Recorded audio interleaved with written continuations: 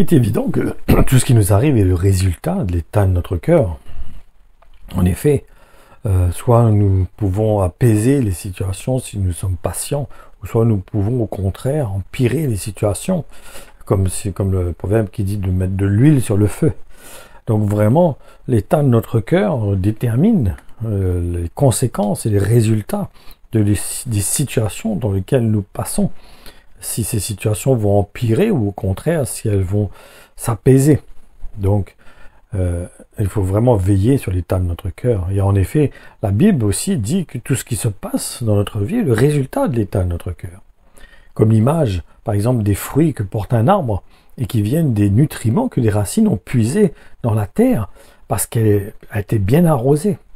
Et cela lui a permis d'avoir de bons fruits. En ce qui concerne un chrétien, pour qu'il puisse porter de bons fruits, il y a surtout la nécessité d'être sincère dans sa marche, dans sa relation qu'il a avec Jésus-Christ. C'est primordial. Et nous allons voir cela dans différents versets de la parole de Dieu, comme 2 Timothée 1, où il nous est dit « Lorsque je me souviens de ta foi sincère qui est en toi, et qui demeurait d'abord dans ta grand-mère Loïs et dans ta mère Eunice, et j'en suis persuadé, est en toi aussi. » Allons lire aussi dans Jérémie 17,10. « Moi, le Seigneur, je sonde le cœur, j'éprouve les reins, même pour rendre à chacun selon ses chemins et selon le fruit de ses actions. » Allons lire maintenant Proverbe 4,23. « Par-dessus tout, surveille ton cœur, car il est la source de la vie. » Il y a aussi Marc 7,21. « C'est du cœur des hommes que viennent les mauvaises pensées, l'envie de donner libre cours aux instincts sexuels, de voler, de tuer. » Il y a maintenant Matthieu 12,35. « L'homme foncièrement bon sort de bonnes choses d'un fond qui est bon, mais celui qui est méchant sortira des méchancetés d'un fond qui est mauvais. » Nous voyons dans ces versets que la parabole qui parle sur les terrains représente l'état de notre cœur. Le but étant de montrer comment ils réagissent lorsqu'ils reçoivent la semence de la bonne nouvelle. Selon donc l'état de notre cœur, les conséquences, le résultat sera différent. Et la leçon de cette parabole, c'est que la qualité du terrain, donc l'état de notre cœur, va déterminer si la semence qu'il reçoit en lui va croître ou pas croître. Mais le but que Dieu veut est bien sûr qu'il porte de bons fruits et en abondance. Allons lire Matthieu 13, versets 18 à 23. « Écoutez donc ce que signifie la parabole du semeur. Chaque fois qu'un homme entend le message qui nous parle du règne de Dieu et ne s'en pénètre pas, le malin accourt et s'empare de ce qui a été semé dans son cœur. Voilà celui qui a reçu la semence au bord du chemin. Le grain tombé sur le sol rocailleux représente celui qui entend la parole et l'accepte aussitôt avec joie, mais qui ne la laisse pas s'enraciner en lui.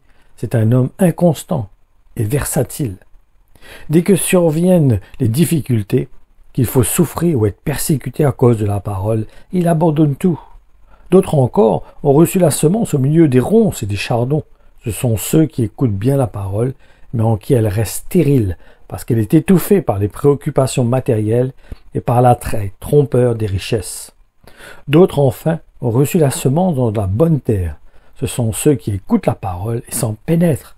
Ceux-là portent du fruit. Chez l'un, un grain en rapporte 100, chez un autre 60, chez un troisième 30.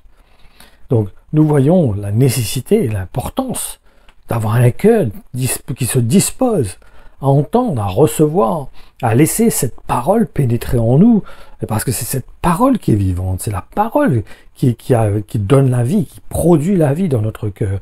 Elle produit en nous le vouloir et le faire, d'accomplir la volonté de Dieu. Donc, ne négligeons pas cette parole que nous entendons. Il ne faut pas non plus la trier, bien sûr. Il ne faut pas passer sur ce qui ne nous convient pas et nous arrêter seulement sur ce qui nous convient, ce qui est agréable à notre chair. Mais au contraire, il faut accepter aussi tout ce qui est apporté par la parole de Dieu, tout l'ensemble de la parole de Dieu, non trier et non recevoir et non accepter, accueillir ce qui nous plaît. Parce que bien souvent, je ne sais pas si vous êtes comme moi, mais il peut arriver qu'on a tendance, quand on tombe sur un verset qui nous interpelle et qui confronte notre état, ben des fois on passe dessus, on fait comme si on n'a pas vu.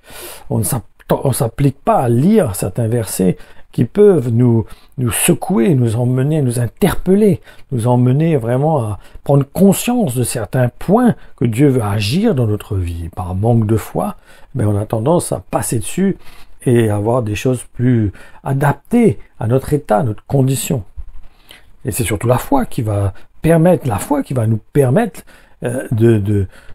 d'accueillir cette parole, quelle qu'elle soit, et de la laisser œuvrer en nous afin qu'elle puisse nous emmener à porter des fruits pour la gloire de Dieu.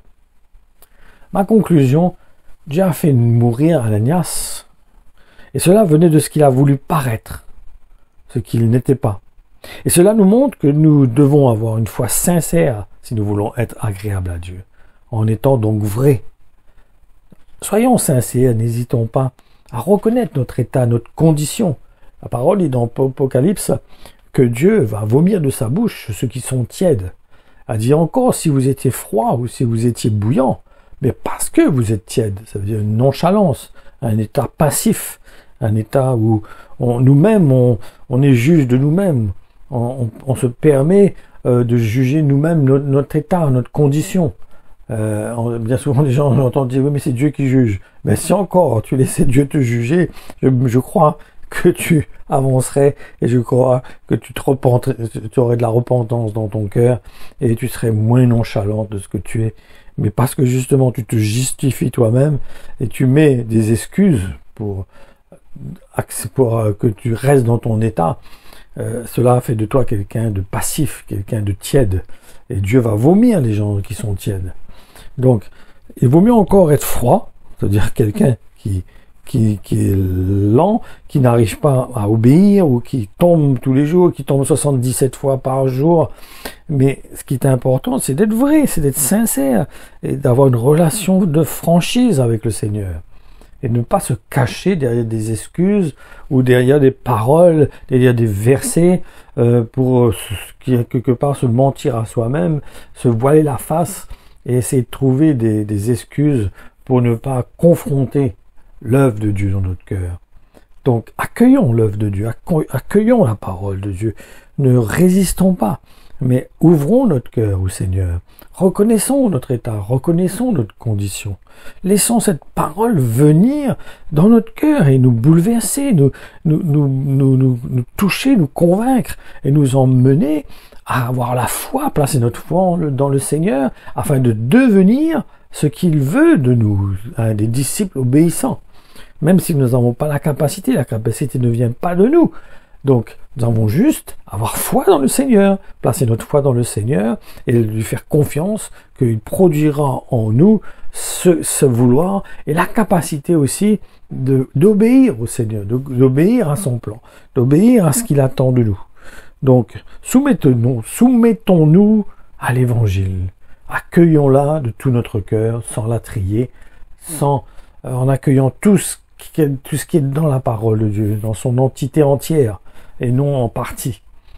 Parce que le Seigneur est vivant, parce que le Seigneur est fidèle, son œuvre est totale et parfaite, et c'est à cause de son œuvre qui est parfaite que nous pourrons être parfaits, et non parce que nous avons des capacités quelconques. Nous n'avons pas besoin Dieu n'a pas besoin de nos capacités.